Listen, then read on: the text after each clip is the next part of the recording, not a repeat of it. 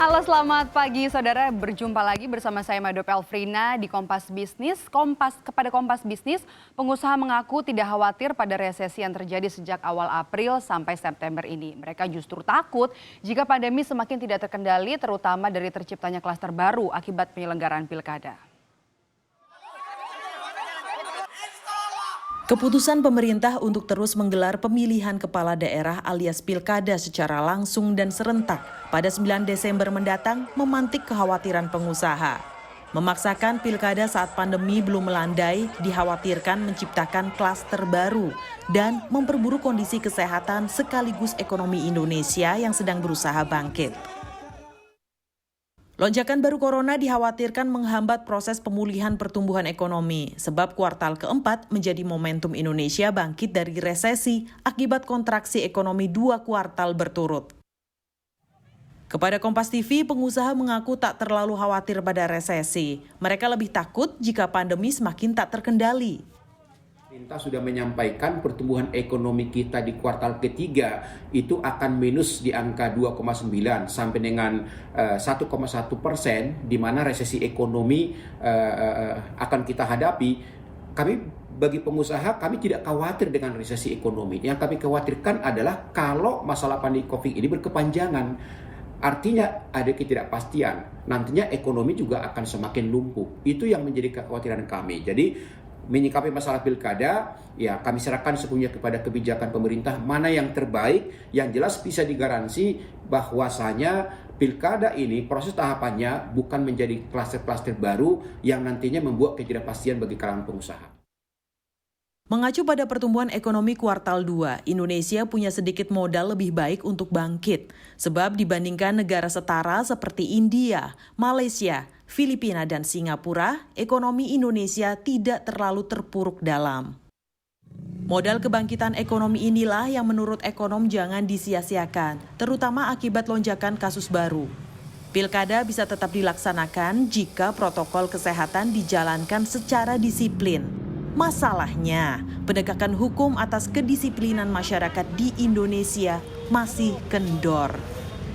Mau apa? Apa yang tujuannya pilkada untuk apa? Ya, kalau tujuannya itu untuk menyelesaikan agenda politik, apa agenda politik itu tidak bisa ditunda? Itu yang pertama. Ya.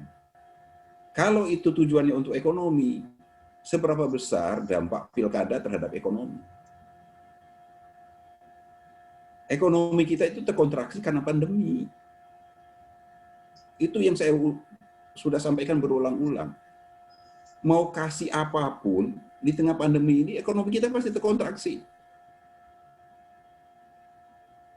Jadi, kalau kita lihat dari dua tujuan tadi, dari sisi politiknya itu bisa ditunda, dari sisi ekonominya itu tidak akan membantu. Pilihan logisnya, kalau menurut saya, ya ditunda kalau kayak gitu. Ngapain? Dari sisi politiknya bisa ditunda, dari sisi ekonomi ya tidak membantu. Kalau saya, secara logis, ya ditunda. Pandemi corona seakan semakin liar tak terkendali. Dari grafis ini terlihat bahwa sejak muncul pertama pada bulan Maret sampai September 2020 ini, tak sedikit pun angkanya melandai. Menurut pemerintah, pilkada mendesak tetap dijalankan. Sebab selain karena belum terprediksinya akhir pandemi, keberlanjutan kepemimpinan di daerah pun menjadi alasan utama. Kami memahami kekhawatiran masyarakat tentang tidak ada penundaan pilkada. Namun keputusan ini sudah mempertimbangkan berbagai aspek terutama soal keselamatan dan penerapan protokol kesehatan ketat, dan pemerintah telah mempersiapkan perangkat hukum yang memastikan kedisiplinan pelaksanaan di lapangan. Ada beberapa hal yang menjadi pertimbangan mengapa pilkada tidak ditunda lagi. Pertama, berakhirnya pandemi COVID-19 tidak dapat diprediksi kapan berakhir. Sesungguhnya pelaksanaan pilkada 9 Desember 2020 merupakan penundaan atas pilkada 9 Juli 2020 dengan asumsi pada Desember pandemi akan mereda. Tetapi kenyataannya tidak. Jika akan ditunda lagi dengan asumsi akan mereda, maka pilkada dapat berujung pada ketidakpastian pilkada. Kedua, saat ini kita dihadapkan pada situasi yang sulit.